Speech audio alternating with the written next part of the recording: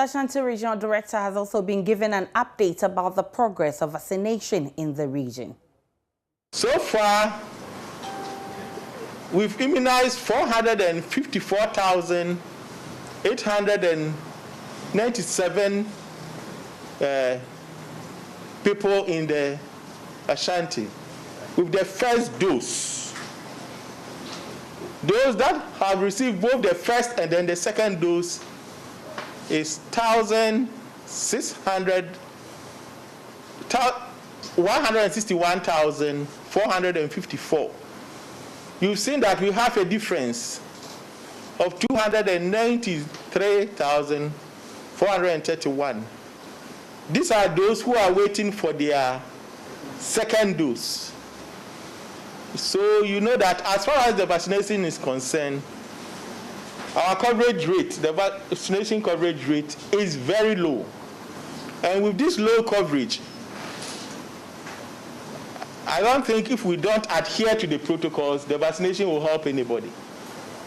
Because until you've vaccinated close to 80%, between 60 to 80%, you can't say that the vaccines can help in any way.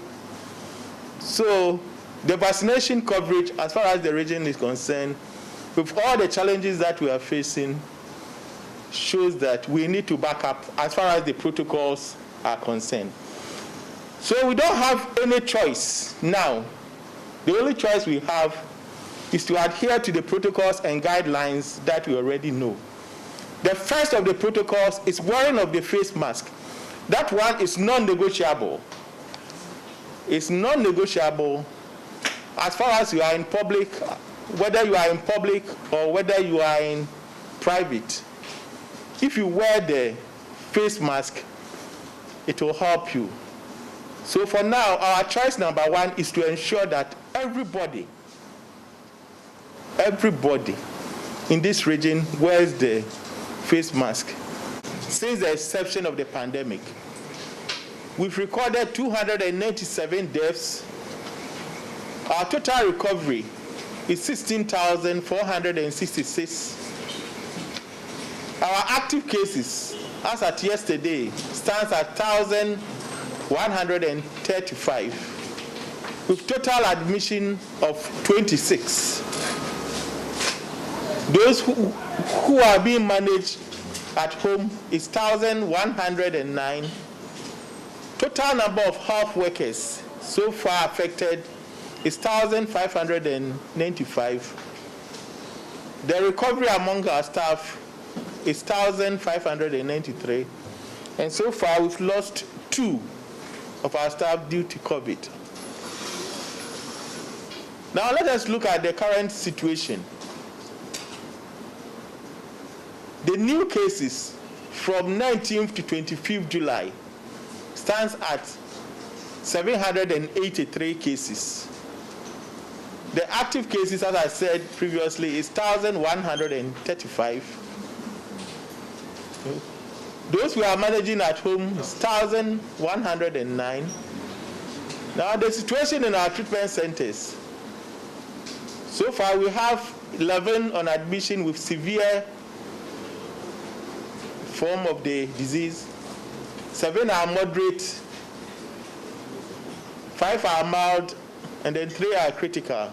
Well, that's the situation in the Ashanti region. Let's connect with Ohimin Teria of our health desk and find out what differently is being done. Ohimin, first tell us the situation with COVID in the region, as was revealed by the Regional Director of Health this morning. To Aisha, the Ashanti region as of now has 1,135 active cases compared to 840 that was recorded over the weekend. Remember last Friday when we spoke, the region had garnered 840 active cases, but now the number has shot up to 1,135. With the explanation from the health authorities is that this figure will go up as and when they collect data from the districts. Initially, it was just 25 districts out of the 43 district, municipal, and metropolitan areas. But now almost all the 43 districts in the region, has recorded a case. And the health authorities say majority of the cases are being recorded in Kumasi Metro. When we say Kumasi Metro, the greater Kumasi area, and then we have the Kumasi Metro program. The regional health director did mention that the cases are coming from the Edum area, that is the central business district of Kumasi. And then he also mentioned Abrepor, Oforikurum, and then Kwadaso municipality. So these are the areas that have been adding up to the cases in the Kumasi Ashanti region as far as COVID-19 is concerned. And beyond this, if you look at the number of deaths, as at Friday, we had recorded 260 deaths, but now the number has shot up as we speak to 297. So it means over the period, we've seen an increase in the number of casualties as far as COVID-19 is concerned. The only issue that health authorities are unable to contend with is the fact that there is blatant disregard for COVID-19 safety protocols all over the place, especially as far as the organization of funerals are concerned. Everywhere you go, people are concerned and they are not putting up their face mask. Another challenge has to do with the emergence of what health authorities describe as highly transmissible Delta variant in the region. The regional health director also said, yes, they have recorded some of these Delta variants in some of the schools, in the 85 schools that have recorded cases in the region. So the Delta variant is also present in our schools. And the unfortunate situation is that the region has had to contend with low vaccination coverage. If you look at the backlog of people who are to be vaccinated, those who have received the first shot and awaiting the second shot, it's a number those who have received the first shot and the first and second shot. So these are the challenges that the health authorities face in the region as far as COVID-19 is concerned.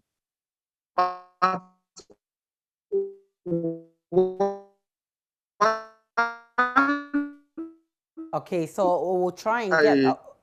Okay, so Ohime, you're on. And that is also heartbreaking, is the fact that though people are breaking across this,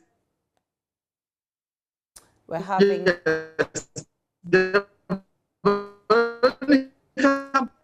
We're having a problem with our connection there. We'll try and raise Ohime Interior there because he raises an important point about how authorities are beginning to gather momentum to deal with this issue. And also there's a bit about compliance with protocols in that region. When we get Ohime back, yes, Ohime, let's hear you if you're back. Yes, Aisha, I'm back. Yes, the health authorities are concerned with the fact that initially there used to be so much support from the... Ohime, there's a concern about compliance with the protocols. How are they approaching the situation in the Ashanti region? For the health authorities, for instance, they say they will rely on school authorities. They will need the support of teachers, especially in schools, where there's been an outbreak of the cases in the schools. Once they say the teachers must lead by example when they adhere to the protocols and also encourage students to do same. And don't forget, the number of health personnel are very limited. They can't be everywhere. So they are relying on first the school authorities to ensure that students adhere to the safety protocols, and also expect them to lead by example by also putting on their face mask, wash their hands under running water and all that, and also practice social distancing. When it comes to the general population, they also expect that, yes, the populace will also support the cause of the health authorities by adhering to the protocols themselves. Instead of organizing funerals and then attaching dinners and the rest to them, the rest to these occasions, should be disbanded. And once the president has announced that funerals should be held 2 hours, then the health authorities expect that the citizenry will also go a long way to, adhere to all these safety protocols as been announced. And then they also encouraging police, where organizers of these funerals continue to flout the safety protocols, then police should, once in a while or consistently visit some of these funerals to ensure that the organizers go and adhere by the safety protocols as been announced. And then when people appear not to, go by these safety protocols, then police can also bring the organizers to book. And with this, they hope that it will go a long way to make some impact. And they also rely on traditional authorities and influential people in society to lead the charge for people to also adhere to the safety protocols. That is in the form of education. So once we have these influential and traditional authorities also doing their best, then they expect the citizenry to adhere and then listen to them and accept every information that we put into the public domain. So these are some of the measures that the health authorities are introducing to mitigate the upsurge of COVID-19 cases in the region.